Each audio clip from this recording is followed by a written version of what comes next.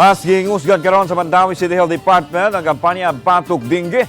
Pinangagi sila laing lakang nabantayan. Nagsaka ang datos ug adunay napuno sa mga namatay. Ang report ni Nico Serino.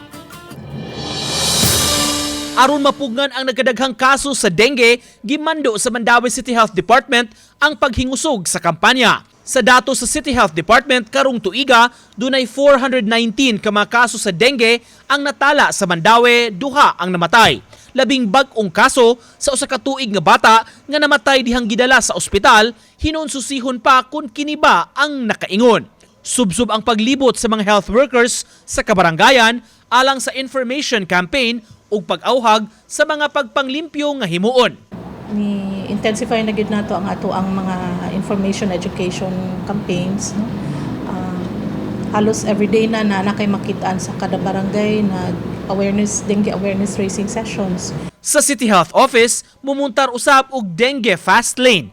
Kini aron ma-prioritize kung dunay magpa-check up nga nagbaton sa sintomas sa maong sakit. Tanang pasyente nga magpakonsulta nga nagmanifest og fever, kapoy sa lawas, no? Even if it's just one day fever, priority na sila for consultation. We're also trying to beef up, prepare our laboratories. Uban ni Philip Patricio, Nico Sereno, Balitang Bisdak.